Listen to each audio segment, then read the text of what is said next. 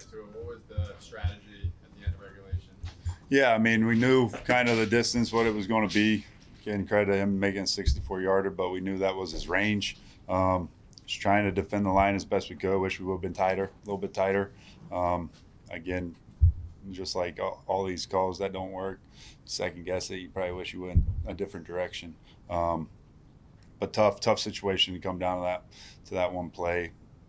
I got to be better. Wish we would have been better, and hopefully we can move on and progress from it and learn from it and be better. But feel for the guys. They battled for 92 plays and then they come down to that one play.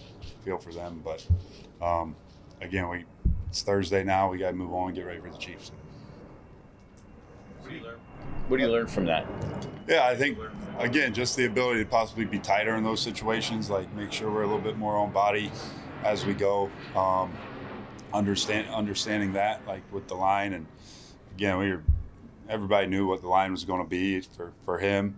But just opportunities to be a little bit tighter potentially on those guys. And, I mean, any call you make, if it doesn't work, you second guess it, right? You second guess it, and you got to look at them. You got to look at them all and evaluate what's best for the situation, what's best for these players, and go from there.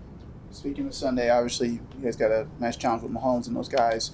Do you see a drop-off with this team, even though the numbers maybe aren't what they are with this offense, but do you still see this team as still a formidable foe given what they've done the last 7 years or so? Yeah, absolutely. I mean, you still see the playmaking ability of Mahomes. He's a future Hall of Famer, Super Bowl winner, can make every throw, can buy time, really just in command of what they're trying to do. I think the ability of him and his receivers to be on the same page throughout a game shows up, like stopping in zones, not really finishing a route, whatever that might be. Obviously, Kelsey's been the best at it for a long time, just finding ways to uncover. So we're going to have to be ready to go. We're going to have to find ways to hopefully affect them and hopefully be able to cover these receivers, match these receivers, and hold up through the first play and then the second play as he extends. But still very formidable foe. Like, we're going to have to be ready to go Sunday night. How are you finding the CB2 rotation working out between Flat and Mings? Yeah, I think they've both done good. They've done good things. I think last week Tay got in there a little bit more on first, second down. Went into the game thinking he'd earned the right to play a little bit more first, second down, so we were rotating him in there some. And then obviously with where the snap count got to, the numbers got increased there too. So I think they're both doing really good things, continue to improve, and week to week we'll kind of see where we're at with that. Shane, what was that like in the meeting room on Monday, watching that pass to Ferguson for you and for your unit? Yeah, good question. I mean, it's tough. It's tough. I think, I guess the thing, all of us are accountable for it, right? To everything. Obviously, I'm accountable to that and that call. I told him, like, I wish I would have been a little bit tighter, made a little bit different call for you guys, put it in a better situation. And that's the one thing about a team. I think, like, we build all these relationships. We're in it together. We spend so much time together. You got to be able to have each other's backs, right? In the good times and the bad, it's not always going to be good. But we got to make sure us as a coaching staff, as a defensive unit, as a team, that we're in this thing together, and we're going to keep working and have trust that we're all going to keep working to get better and find ways to improve so we can win. Did you second guess yourself for not being more aggressive in that situation?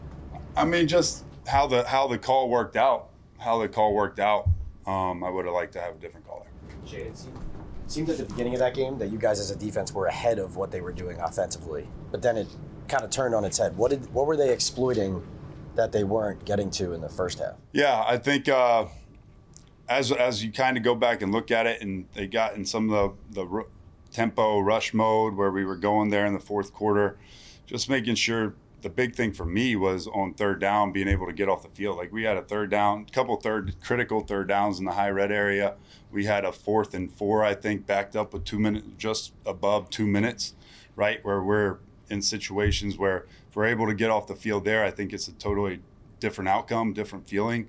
And in terms, like the biggest thing for me, I think they were running some play action stuff down the field as the game went on. You saw that, and they were hitting some of those underneath players, the check outs where you're trying to stay on top of some of the deeper routes, and then they're dumping it down. But ultimately for us right now, I think that game obviously came down to the one play late, but the penalties killed us. They scored 24 points when we had penalties on drives, 24 points. And again, between explosive plays and penalties, that's where offenses thrive in scoring points. So we got to be much more disciplined with that, understanding the rules, being smart around the quarterback. And then obviously we got to be better in the red zone. Like that's an area we got to improve.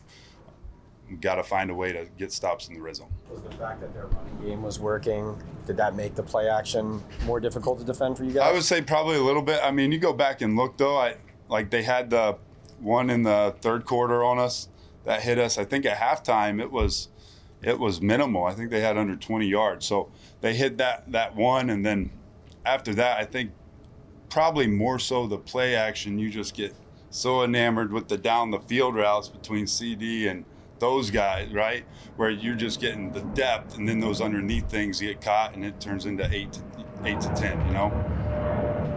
What's the coaching point on the on those penalties, like the back shoulder DPIs? Like it seems like a tough play to defend. It is. Like what's the coaching point? It is. I think the hand high, like our hand was up high, like that's going to be visible when you're up on the shoulder pad.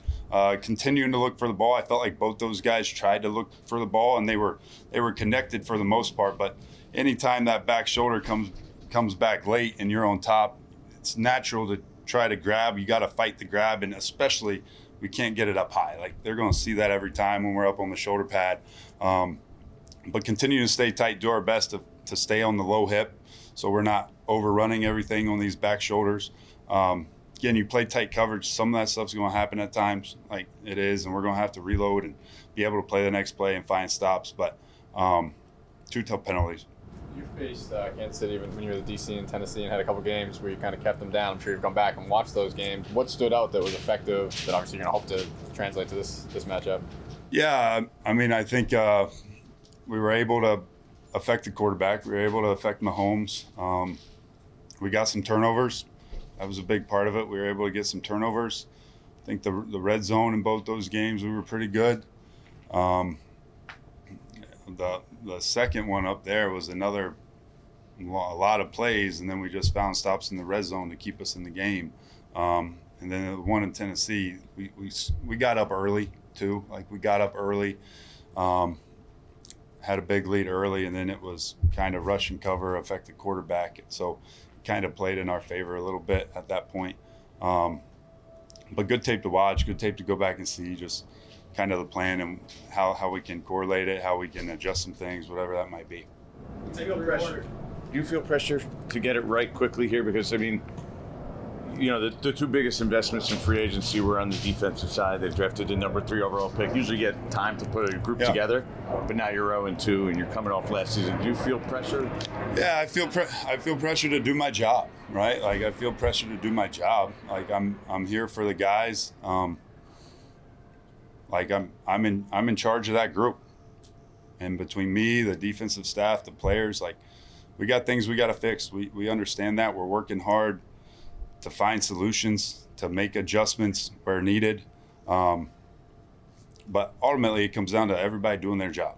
Do your job a little bit better, a little bit more consistently, and hopefully we can continue to build off the good things, learn from the bad things, and get those nixed where we can take some strides here and win. Like find a way to win. What's